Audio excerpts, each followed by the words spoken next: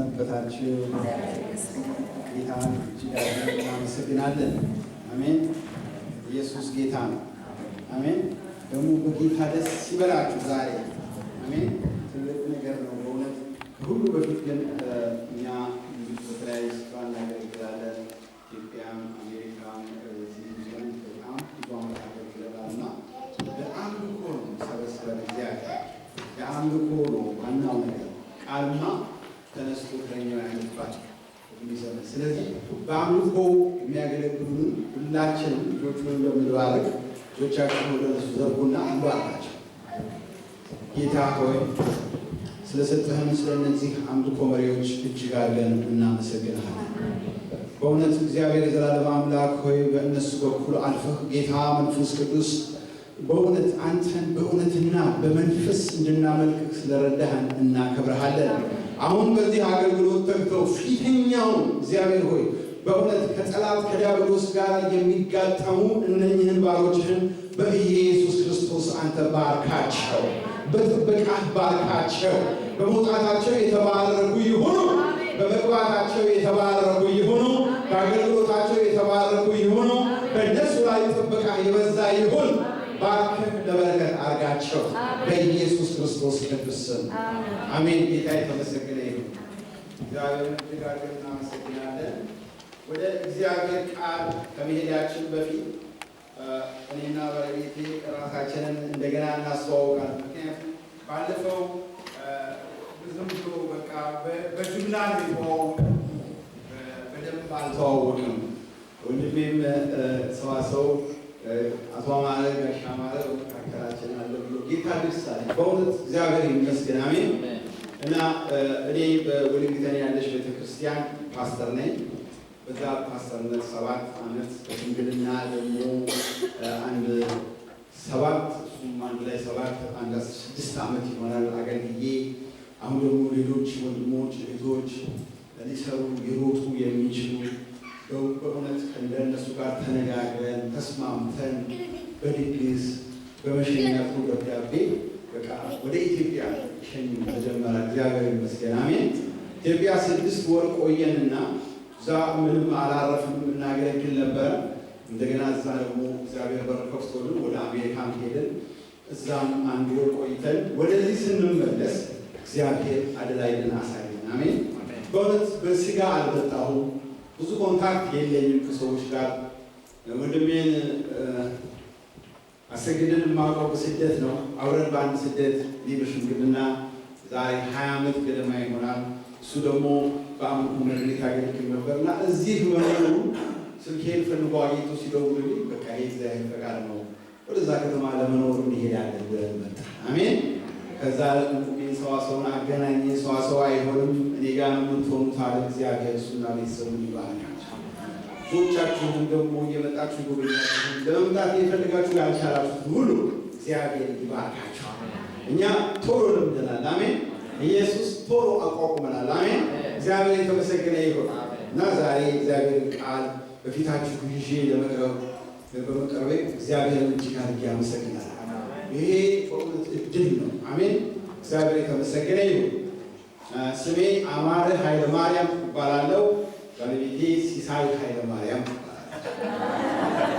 ይህ ነው ወይ እንዳትሉኝ እንግዲህ እግዚአብሔር ምንም ማድረግ አይቻልም። ጌታ የተመሰገነ። የአንድ ልጅ አባት ነን። ልጃችን 32 ዓመት ነው። አሁን ወደ 30 ዓመት አልፎታል። የአንድ ልጅ አባት ነው። አያት ነን ማለት ነው። እግዚአብሔር ይመስገን። አሜን። እዛ ደግሞ አገልጋይ ነው። እግዚአብሔር ራሱን የሰጠነው በጣም አድርጎ እግዚአብሔር የሰጠነው እና በአምልኮ መሪነት አሁን ደግሞ በሽማግሌነት በቤተክርስቲያን ሽማግሌነት የሚያገለግላት ያው ወንድማችን ፊሽ ሄዶ አይቶታል። ጌታ ይመስገን። እግዚአብሔርን እጅግ አድርገን እናመሰግናለን። ከዚህ በተረፈ ደግሞ በሌላ ጊዜ እንተዋወቃለን። ዛሬ ግን ይህንን እግዚአብሔር አምላክ ቀን በቃ በዚህ ቀን እንዲቆም እግዚአብሔር ነው ምህረቱን ያብዛልኝ። አሜን። ምንድነው ሰብከው ምንድነው ማገለግለው ይጸልይ ሁልጊዜ ልምድ አለ። እንደዚህ እግዚአብሔር የሚለመድ አምላክ አይደለም። ሁልጊዜ በእግዚአብሔር ፊት እንደ ልጅ ነው የምሆነው። ሁልጊዜ እንደ አዲስ ነው የምሆነው። ጌታ የተመሰገነ ይሁን። ስለዚህ እግዚአብሔር መንፈስ ቅዱስ ስለምነው መንፈስ ቅዱስ በመንፈስ መመራትን አንተው ራስህ ተማር። የነገር አንድ ቀን አይደለም፣ ደጋግሞ በልቤ ውስጥ የምሰማበት የራሴ የተለማመድኩት መንገድ አለኝ። ስለዚህ በመንፈስ ቅዱስ ብንመራ በዚህ ዘመን እግዚአብሔር መንፈስ ቅዱስ መሪ ነው ተብሎ በመጽሐፍ ላይ ተጽፏል። እሱ ቢመራን ሰላም ነው። አሜን። እሱ ቢመራን ጤና ነው። አሜን። እሱ ቢመራን ደግሞ ድል ነው። አሜን። እረፍት ነው። ስለዚህ እስቲ መጽሐፍ ቅዱሳችን ሁላችንም ሮሜ ምዕራፍ 8 ቁጥር 12 ጀምሮ አብረን እናነባለን።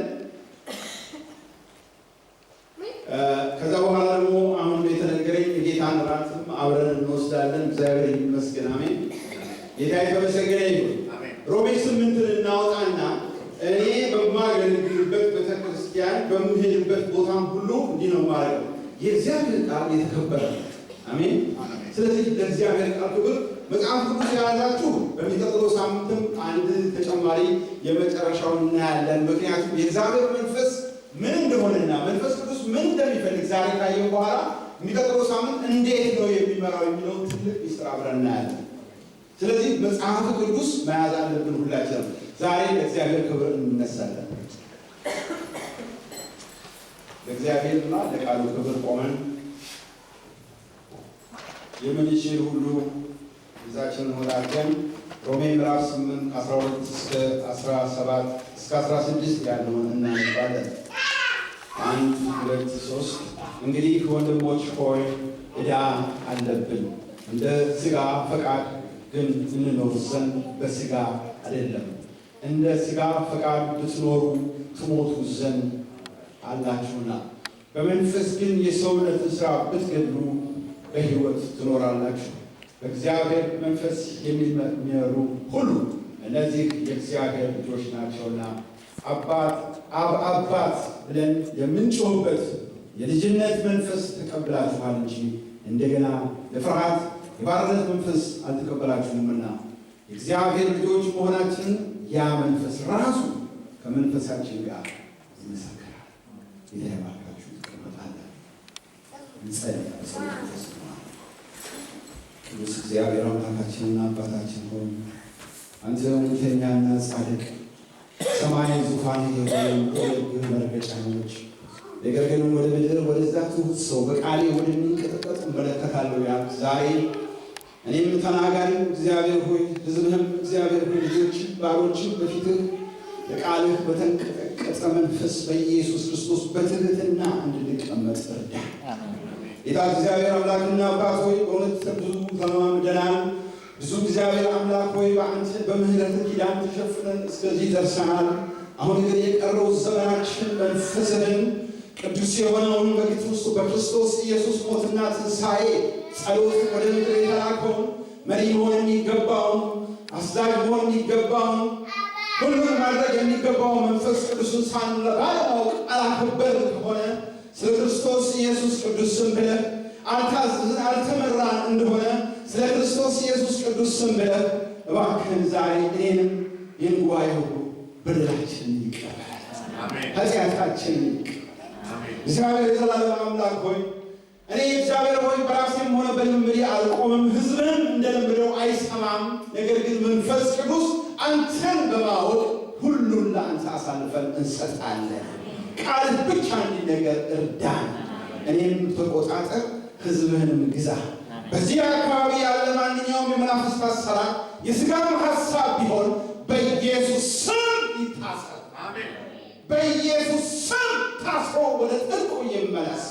መንፈስ ቅዱስ ሆይ አንተ ክብርህ ይሙላን። ሰማይ በእኛ ላይ ይከፈቱ።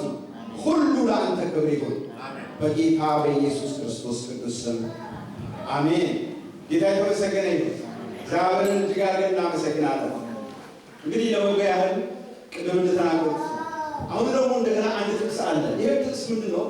በዕብራውያን 11 ላይ ነው ያለው። ዕብራውያን 11 6 ላይ እንደምናውቀው ይህንን ብዙ ጊዜ ከማገልገል ይናገረዋል። ዕብራውያን 11 6 ላይ ይላል የዓለምን እግዚአብሔርን ደስ ማሰኘት። ከዛ በኋላ ግን ያለውን ብዙ ጊዜ ልብ አንለውም እንጂ በዛው 6 ላይ ኤ እና ቢ ብሎ ይለያል። በጊዜኛው መጽሐፍ ቅዱስ ላይ ወደ እግዚአብሔር የሚቀርብ ሰው እግዚአብሔር እንዳለ ለሚፈልጉትም ዋጋን እንዲሰጥ ያንን ዘንድ ይገባል። አሜን። ትናንትና አይደለም የሚያወራው፣ የወደፊቱን አይደለም የሚያወራው። እዚህ ቦታ ላይ መንፈስ ቅዱስ አሁን የሚናገረው አሁን ነው። አሜን። አሁን በእግዚአብሔር እንዳለን ሰዎች ከሆነ የሚሰማን ከሆነ እግዚአብሔር ዛሬ ዋጋን ይሰጠኛል። አሜን በሩስ እኔ ታገለግል አሜን በሉላል። እግዚአብሔር አሜን ማለት አለብን ለመንፈስ ቅዱስ። አሜን። እግዚአብሔር የተመሰገነ ይሁን። አሁን እግዚአብሔር አምላክ ዋጋ ይሰጠናል። አሜን። ዛሬ ባሮቻችን እንደዚሁ ዝም ብለን እንደመጣን አንመለስም። ከእግዚአብሔር ዘንድ የሆነ አንድ ዋጋ ያለው ነገር በሕይወታችን ውስጥ ይገባል። እግዚአብሔር ይመስገን። እግዚአብሔር የተመሰገነ ይሁን። በዚህ መንፈስ ከተቀመጥን በመጽሐፍ ቅዱሳችን ውስጥ ወንድሞቼና እህቶቼ ብዙ እውነቶች አሉ። ብዙ እውነቶች አሉ ልንማራቸው የሚገቡ እግዚአብሔርን መታዘዝ፣ ፍቅር፣ በተለያየ አርዕስት እግዚአብሔር አምላክ ያስተምረናል። ግን እነዚህ ሁሉ ጠቃሚዎች ሆነው ሳሉ በመንፈስ ቅዱስ ግን መመራትን ካላወቅን ምን ዋጋ ነው? ስለዚህ ነው በመንፈስ ቅዱስ መመራትን እንማር። በመንፈስ ቅዱስ መመራትን ከተማር ወገኖች ሆይ ትልቅ ሰላም በሕይወታችን ውስጥ ይሆናል። በዚህ ስፍራ እንደምንመለከተው ሮሜ ምዕራፍ 8:12 ተመልከቱ። እንግዲህ ወንድሞች ሆይ ዕዳ አለብን ነው። ዕዳ የሚለውን ቃል በእንግሊዝኛው መጽሐፍ ቅዱስ ላይ ምን ይለዋል? ኦብሊጌሽን፣ ግዴታ አለብን። እንደ ሥጋ ፈቃድ እንኖር ዘንድ ለሥጋ አይደለም፣ እንደ ሥጋ ፈቃድ ብንኖር ትሞቱ ዘንድ ብሎ ግጥም አድርጎ ለሮሜ ቤተክርስቲያን ጳውሎስ በድፍረት በመንፈስ ቅዱስ እውነቱን ይነግራቸዋል። አሜን። ዛሬ መንፈስ ቅዱስ እኔና እናንተ ይሄንን ነው የሚናገረን። እንደ ሥጋ ፈቃድ ብንኖር ይሄ የሥጋው ሞት አይደለም፣ በመንፈስ ሞተን ነገር ግን በራሳችን መንገድ በእውቀታችን በተለማመድነው ነገር እንደዚህ ድንቅ የሆነ ዝማሬና አምልኮ እያመለክን የሞተ ሕይወት ልንኖር እንችላለን። ሔዋን ያንን በበላች ጊዜ እንደምትሞት ያስተማራት አዳም እሷን እግዚአብሔር ሲናገራት አንመለከትም። ከማን ነው የሰማችው? ሰይጣንም የነገረችው ይህም በበላችሁ ጊዜ ትሞታላችሁ ብሎናል አምላካችን ያለችው ከአዳም ነው የሰማችው። በበላች ጊዜ ግን ወዲያው ዱብ ብላ ስትሞት አላየላት። እንደ ባሏ ረጅም ዓመት 900 የሥጋ ዕድሜ ኖራ ነው የሞተችው። ሞታ እግዚአብሔር ከዚህ ያድነን። አሜን።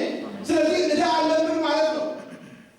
ብዙ ነገሮች ኦብሊጌሽን ያልኳችሁ ግን ብዙ ነገሮች የሥጋ እኛ የምንፈልገው እኛ የማንፈልገው ነገር በቤታችን ይሁን በትዳራችን ይሁን በስራችን ይሁን እግዚአብሔር አምላክ ራሱ በሕይወታችን ውስጥ ያስቀመጣቸው ነገሮች ኦብሊጌት የምንገደድባቸው ነገሮች አሉ።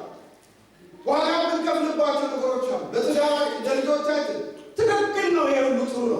ነገር ግን ለእግዚአብሔር እሳ ሞቶ ለተነሳው እሳ ለክርስቶስ እሳ ቅድሚያ ሰጥተነዋል።